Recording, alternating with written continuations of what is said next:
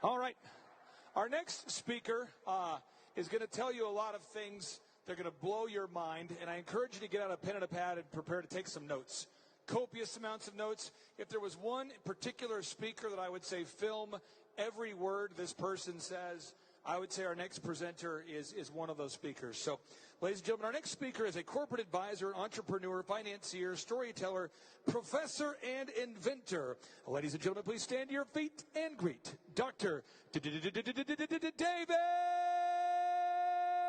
Martin. One more time, folks. Let's hear for David Martin. Thanks, brother. Good afternoon. I always love when I'm introduced as a guy who you need to take notes with, because these are about rallies, these are about excitement. And the last time I was at a rally or anything exciting, we had balloons and we had popcorn and not notepads and pens. But I have to tell you that Clay is right. If you're going to take notes, make sure that you take notes. But the most important notes to take, I'm warning you, are in the first 3 slides. So if you get lazy, don't try to pace yourself.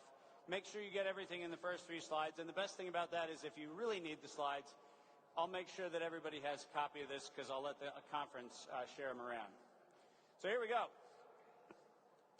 I cannot be on stage anywhere without asking you, first and foremost, do not participate in the propaganda of this conspiracy. Number 1, there is no SARS coronavirus 2.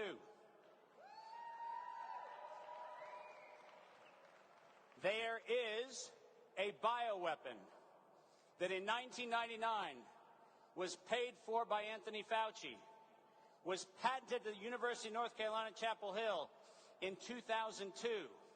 It was the recombinant coronavirus, which had the following protocol that was actually a bioweapon created by NIAID for this very moment. And that bioweapon was an infectious replication defective, their words not mine, infectious replication defective clone of coronavirus. 1999, people, this bioweapon was engineered to destroy humanity. And if we started talking about a bioweapon and not a vaccine or a virus, we'd get a lot of progress. Number 2, there is no COVID-19. There is influenza-like illness. And that influenza-like illness has been around for a long time and will be around for a long time. When the World Health Organization invented the notion COVID-19, it is the first disease in human history to have no clinical diagnostics. None.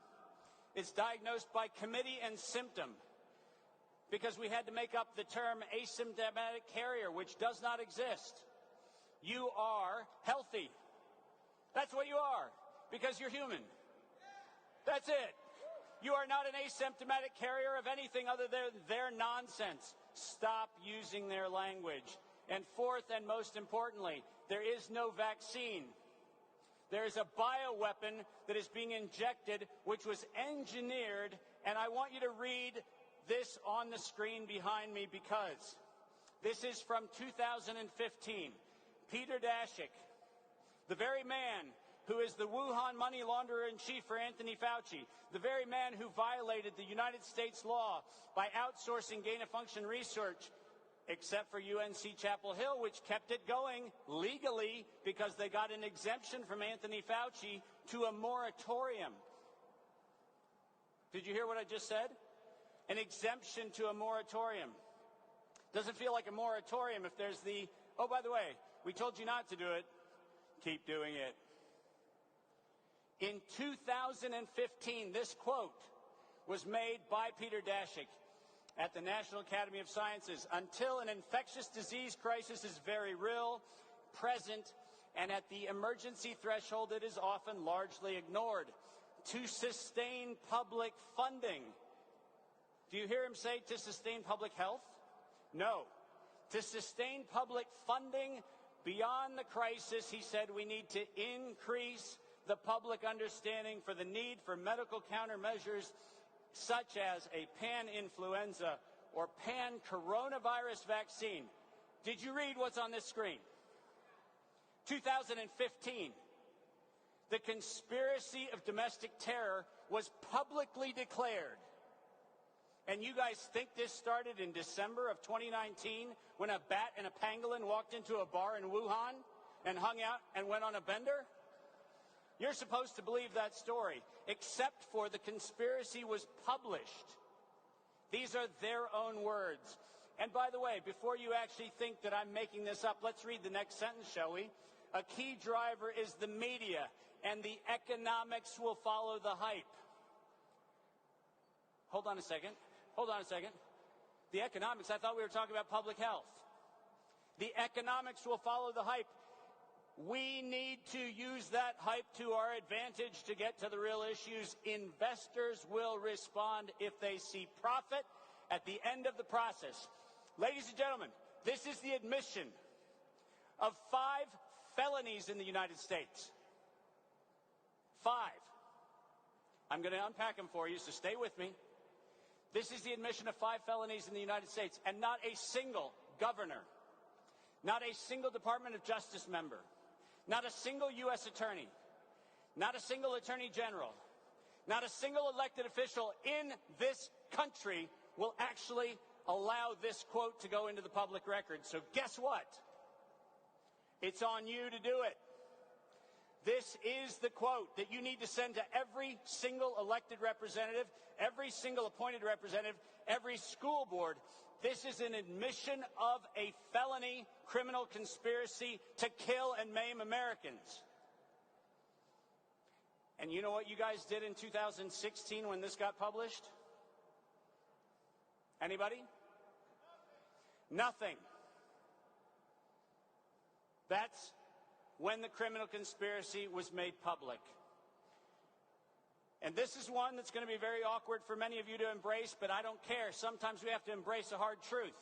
On September the 18th, 2019, anybody following the numbers here? 2019, September 18th, 2019, the World Health Organization in their Global Preparedness Monitoring Board gathering got together and said that we need to create a global simulation of the release of a respiratory pathogen, which was going to go from September of 2019 to September of 2020. A global campaign. The day after that document was published, President Donald Trump signed this executive order, and I want you to read what's in this executive order. This vaccine platform technologies include DNA, mRNA, virus-like S particles, vector-based, and self-assembling nanoparticle vaccines. The day after the Chinese NIAID and the Bill and Melinda Gates Foundation, in criminal conspiracy, in interlocking directorates, in racketeering, declared that they were going to declare war on the world, Donald Trump signed an executive order actually mandating that the toxin be released on the public. Right there it is in his own executive order. Now, listen to what I have to say. Did he premeditate that executive order? No. But we must be careful, people, because it doesn't matter which one among us stands in positions of authority. We must embrace the reality that if we are not accountable for every word that we say, every action we take, we open up ourselves to compromise. And if we are going to win the campaign for the hearts and minds and livelihood and soul of this country, we must commit ourselves to absolute integrity. No exceptions. Zero exceptions. Now, this is the slide that Clay warned you about. The good news is if you download the Fauci dossier, which you can download online, you can actually see a lot of this, but this is the one to take the pictures of. This is the one you do not want to let go, because on the left-hand side are felonies punishable by 99 years in prison and up to $100 million per incidence fine. Anybody think that Anthony Fauci should be 99 years in prison and $100 million fine for every violation he's committed? I think so too, but let's go through them. 18 U.S. Code, Section 2339C, funding and conspiring acts of terror. Ladies and gentlemen, since he took his position as the highest paid federal employee in our country, Anthony Fauci has had $191 billion that have passed through his fingers. $191 billion of your money has gone through his fingers to build and finance terror. 18 U.S. Code Section 2339C, funding and conspiring to commit acts of terror, dead to rights, he's done it. 18 U.S. Code Section 2331 and following, acts of domestic terrorism resulting in the death of American citizens. Ladies and gentlemen, Section 802 of the Patriot Act makes it abundantly clear that you cannot legally compel a population to do anything out of fear or coercion. Anything. That includes losing your job. That includes not going to school. That includes not going to your churches. That includes not being the leadership of churches that is blackmailed into saying that it's okay to take a bioweapon because God said it was okay. And what would Jesus do? You cannot do that. Conspiring to commit acts of terror includes people who allegedly claim ignorance. You know what you cannot claim in a felony criminal case? I didn't know what I was doing. You know what? You did know what you were doing. And you are liable for what you did. 18 U.S. Code Section 1001, lying to Congress. Hey, people, if you do one thing out of this meeting, please do the following. Do not donate another dollar to Rand Paul. And I'm telling you why. Rand Paul has on 3 occasions had the criminal evidence against Fauci in his possession. I know because we had it delivered to him. That's how I know he has it. And 3 times, he has actually cross-examined Anthony Fauci. He has actually gotten Anthony Fauci to lie to Congress, and not one time has Rand Paul delivered a knockout blow by presenting the felony evidence and getting the Capitol Police and the FBI to cuff Fauci and walk him out of the Congress. Guess what? Rand Paul is using his faux fight with Fauci as a way to raise money for his campaign. That's monetizing an act of terror. That's not being a patriot. And if you want to get really clear on this, send the Rand Paul campaign a little note saying, happy to donate when you deliver the knockout blow.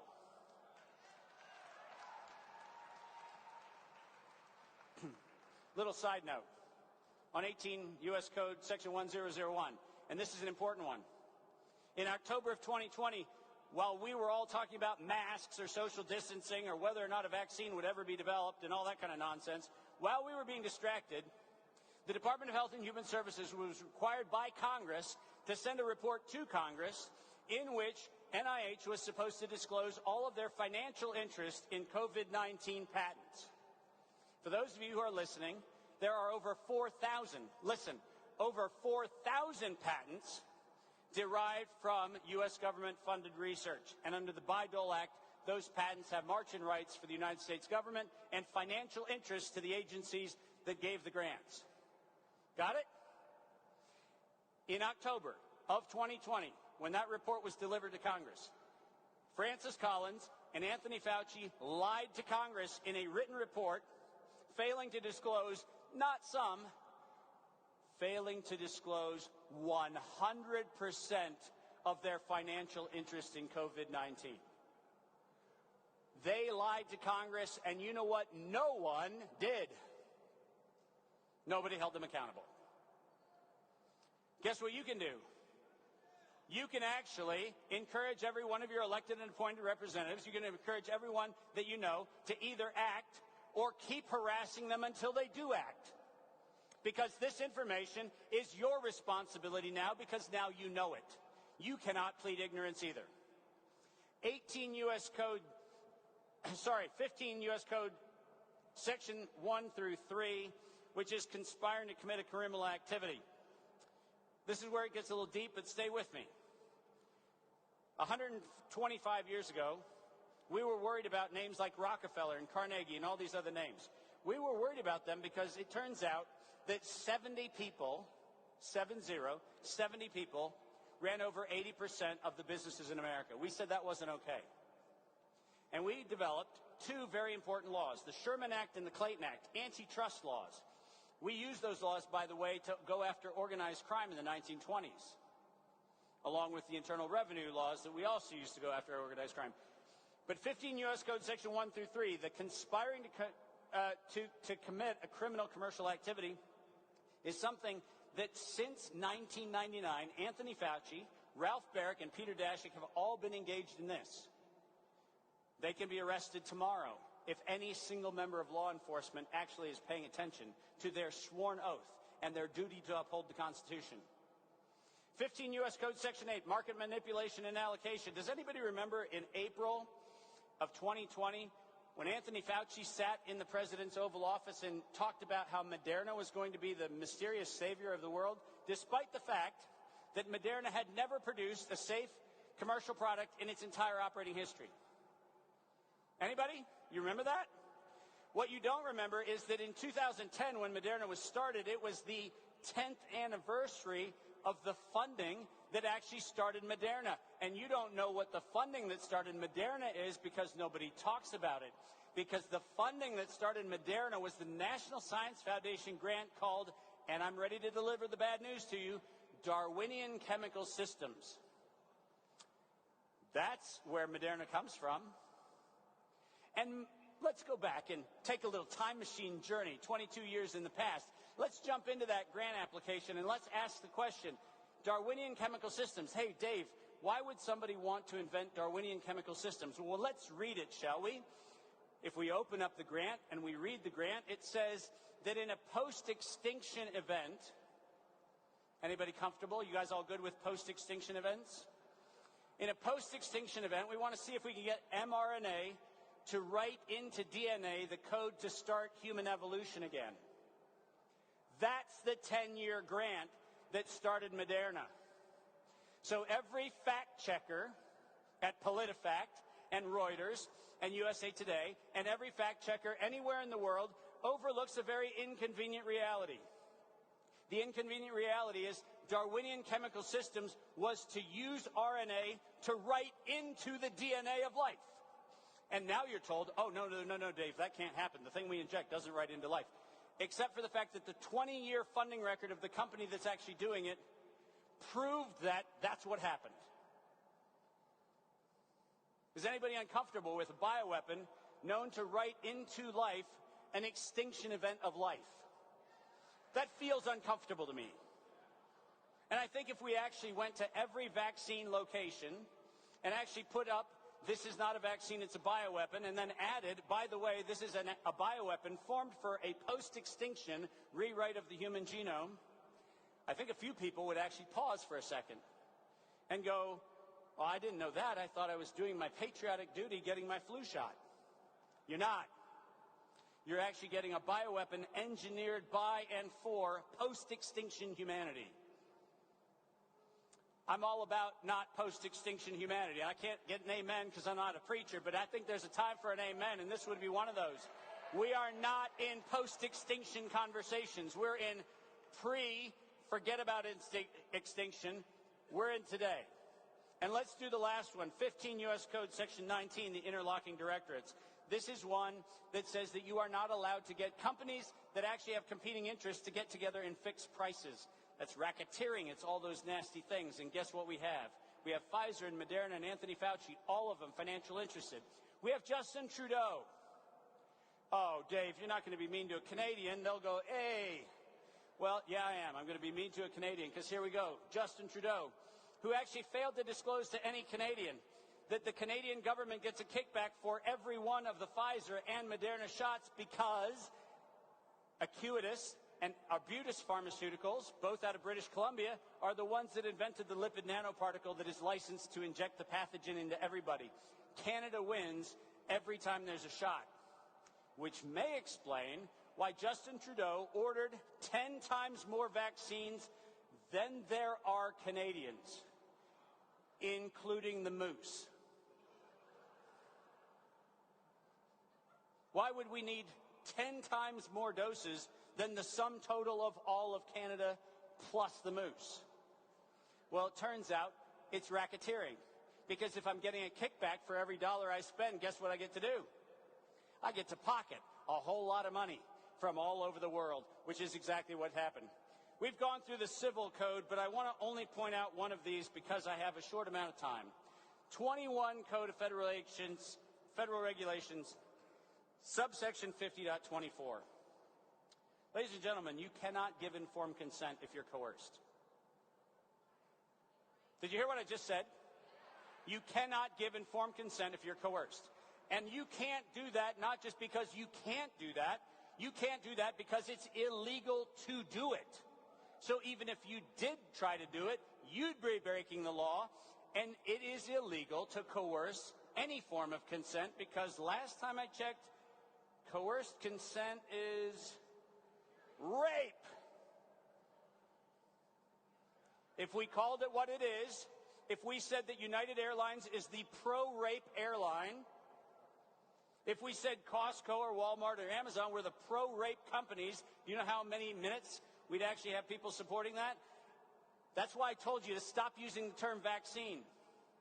It's a bioweapon, call it what it is, and the act of injecting anything into a human being without their consent is violation of bodily integrity, and it's rape. Call it what it is.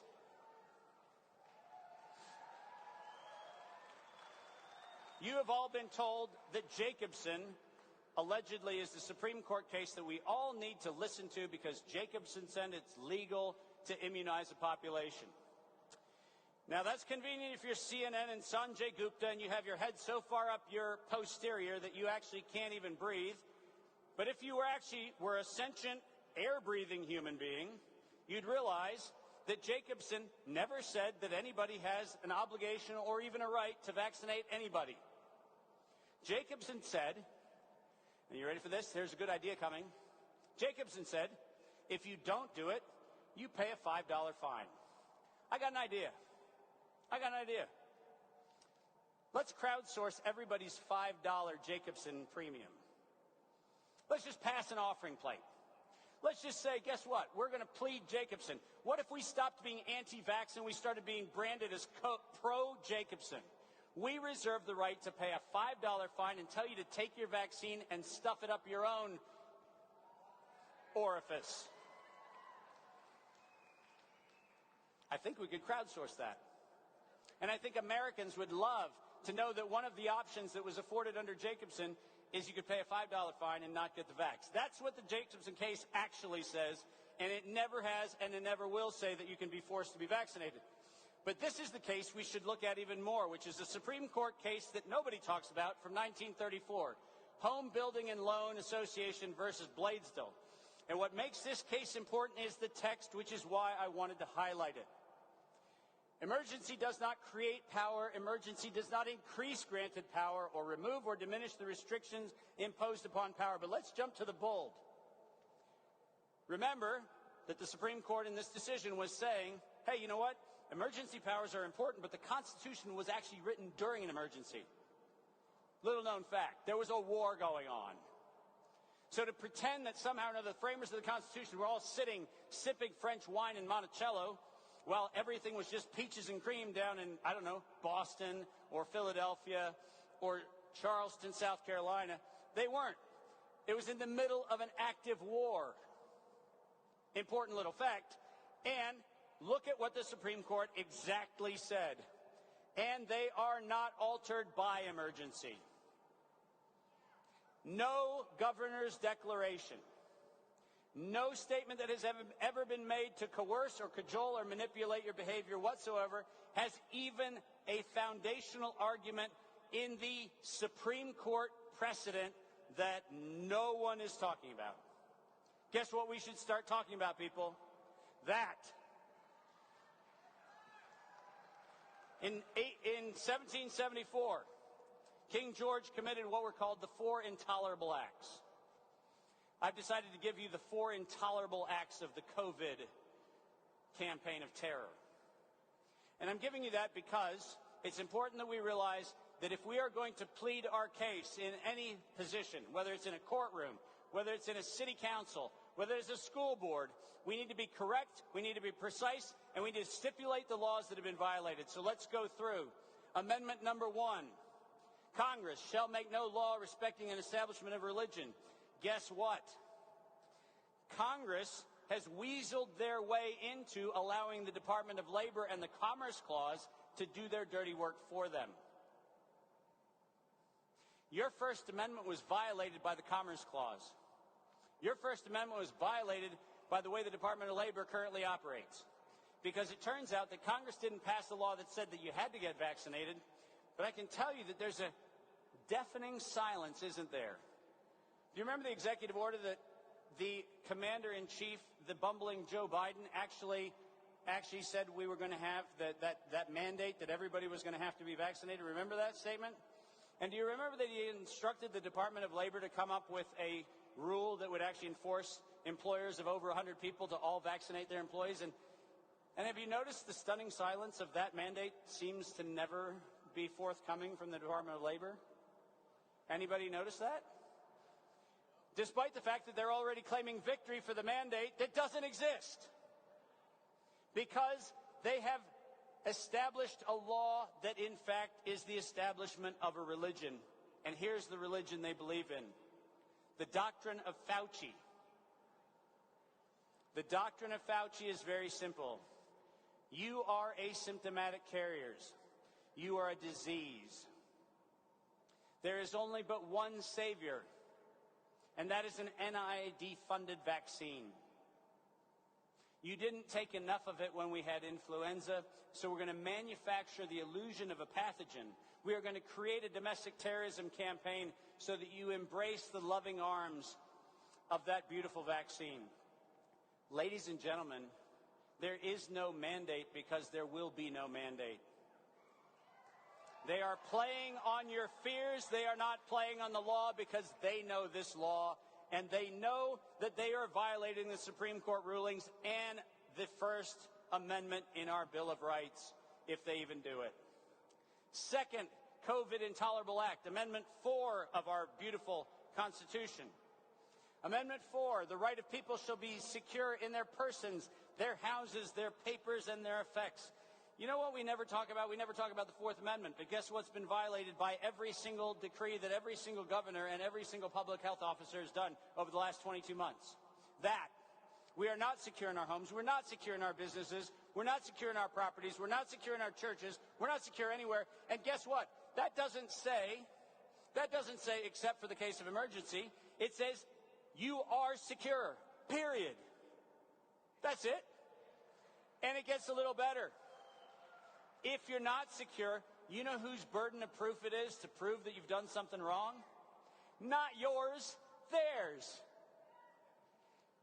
Listen, people, I love to hear people talk about how rah-rah patriotic they are, and they're out there doing their things, but we're letting them do it. Stop. Stop reciting their doctrine of COVID and coronavirus. Stop reciting their doctrine of vaccines. Start using the language. Campaign of terror, bioweapon. Start using those languages and then actually show them, are you ready for this? Something tiny like the Bill of Rights. Amendment 5. Now, you are all law and order experts. I'm sure you've probably sat there listening to your law and order moments.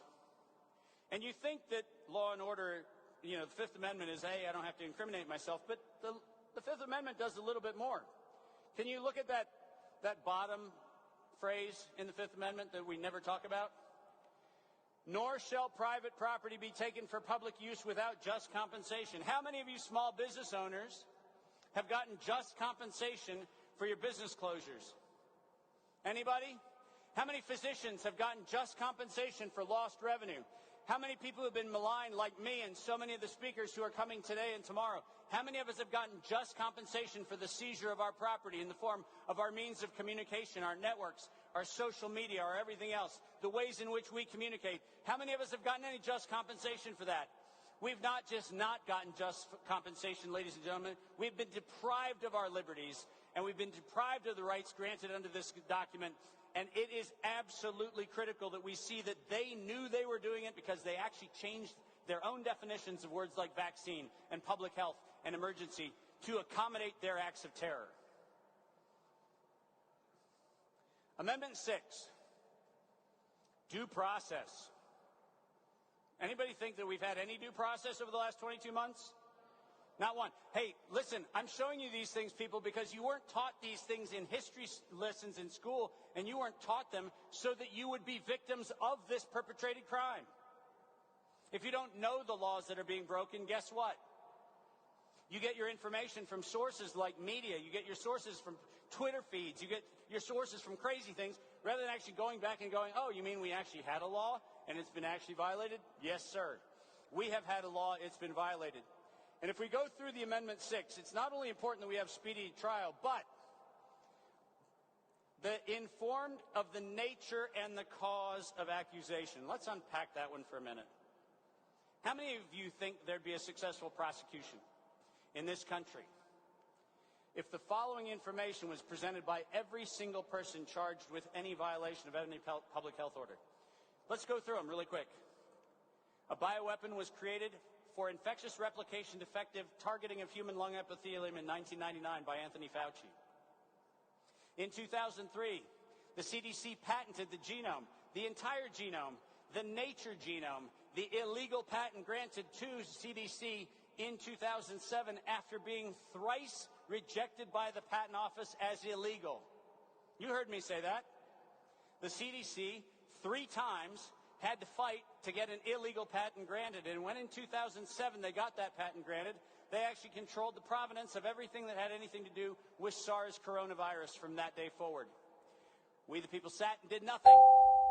How about in 2012 and 2013, when mysteriously 6 viral models were uploaded in violation of biological and chemical weapons laws in this country, uploaded to a server from China because they were collected from 6 minors in China.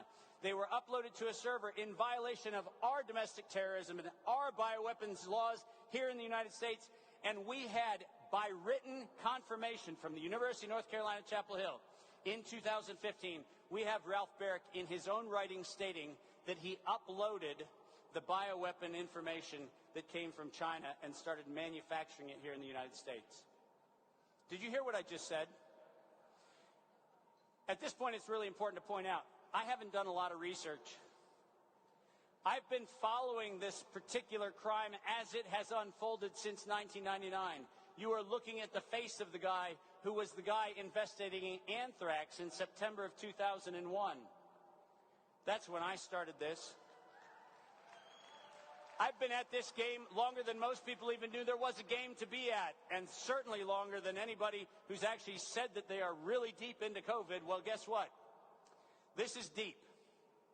And the point of this presentation is to make sure each and every one of you is equipped, because this is not about getting you excited. This is about getting you armed with information, because we have a war that has not started. The war that has not started is for the soul of this country. And the weapon that is being used is a genetic chimeric altered bioweapon called the S1 spike protein synthesis compound that is being delivered in a toxin that we know has killed every animal trial that has ever gotten off the ground. So to quote the actual associate vice provost of one of the leading medical institutions here in America, she was told when the Institutional Review Board at her institution in California was asked to review the protocol for this particular vaccine, and she asked, where are the animal data? She was told, and I quote, this is a straight-to-humans protocol. Did you hear what I just said? It's killed every animal study it's ever gone into. It's killed every animal trial that's ever been done, and this is a straight-to-humans protocol. Ladies and gentlemen, call it what it is. It's premeditated murder. Stop dancing on the side of this thing and jump in the pool. And on our watch, we should not let a single attorney general or U.S. attorney, we should not let a single elected official, we should not let a single public health officer get away with any public statement that does not confirm that this is a bioweapons program meant to destroy, maim, and kill the citizens of the United States and the people of the world. This is a crime, and we need to start treating it like a crime instead of watching a bank robber walk out of a bank and calling the Uber for them. This is about getting Anthony Fauci cuffed and perp-walked. That's what this is about.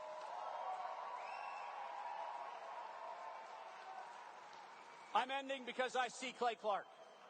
And Clay Clark is the Grim Reaper of all of my fun and joy. But he's actually doing a great thing, because what he's doing is he's keeping us honest and keeping us on time, because everybody here who's invested their life and their livelihood and their fortune and their security and their family, like I know I've done, like I know I've given time and effort and energy, and I know that I'm not doing that alone. I know that the amazing Kim Martin, who usually stands on the stage next to me, is right now watching our beautiful daughter get ready for homecoming. So guess what? She wins and I lose, because I get you instead of seeing our beautiful daughter at homecoming. But that's okay, because we all believe in the right of what we're doing. But Clay's standing there so everybody else who's come out at great personal cost can have their voice heard. I just want to end with the answer. The answer is, let's stop diagnosing the problem. Until Anthony Fauci is cuffed, until Ralph Baric is cuffed, and until Francis Collins is cuffed, we're not done. We got to set a single goal. Anthony Fauci in chains and in jail. That's our goal, because that ends, listen, that ends the emergency use authorization. And what that does is it puts the liability for every injury and death back on the companies. Because the minute we get a felony conviction, the entire EUA has been pierced. If we get a single felony, one felony, there is no shield of immunity, because the 86 Act and the PrEP Act say that you get immunity unless. And there's only one silver bullet, ladies and gentlemen. Guess what? I just gave it to you. So let's load this gun of information and let's actually go hunting. Here's what I'm proposing. And I did this. We had the signing ceremony for the new Continental Congress in Yuba City, California at the Church of Glad Tidings on Saturday. If you go online to covidcon21.com, covidcon21.com, you can actually now electronically sign the new Declaration of Universal Human Independence. It is that by nature we are provisioned for life, liberty, livelihood, and we are unrestricted from provisioning. Number one. Number two, we are at liberty to peacefully assemble, speak, disagree, express, believe, and choose. Number three, we have freedom of inquiry, and this is the most important one, with assurance of veracity and provenance. We need to make illegal propaganda in this country. It was legalized in 1946. It was re-upped in 2012, and we need to end that. No more propaganda, no more message control, and no more misinformation. And if you do, you're in jail, because it's an act of domestic terror. We are at liberty to exchange value and commerce with transparency. We are afforded access to all of the derivatives of public goods, meaning that no one gets to control internet switches, internet distribution. Nobody gets to control telephone signals. Nobody gets to control what we've already paid for, because what we own is ours to use. That's what we stand for. And finally, we are organically undefiled from birth to death. And that, by the way, is not just what you don't shoot in your arm, or not what you just don't put in your mouth. It goes to one more, and probably the most important thing. It's time that we purify what goes in our minds. It's time that we realize that we have allowed the infection of fear to be used as an agency of destruction against us, and it's time that we, the people, actually accept responsibility. If we want pure thoughts, pure actions, and pure deeds, we need to start putting them in here. And we need to get them through here and through here. Let us stand united as humanity, and let us not take another breath, giving them a single ounce of quarter until we have seen justice restored and holiness in this land. Thank you very much. God bless you. There you go. Come. Ladies and gentlemen, one more time, let's hear for Dr. David Martin. All right. I've got a little homework for you. If you're here today and you're saying, what can I do? You want this man to meet with an elected official, because everything he's saying, it's all cited. He has all the slides. He has all the citations. He has all the resources. And so I'm trying to set up 3 meetings with this gentleman here, with elected officials in Oklahoma. I'm talking about attorney generals. I'm talking about senators. I'm talking about congressmen. So if people do want to get a hold of you to schedule a meeting with an attorney general or a congressman or a senator, what is the best way, sir, to do that? The best way to do this is we have, and James Purpura, can you stand up? I see you down there. James, you there? James. Right over there.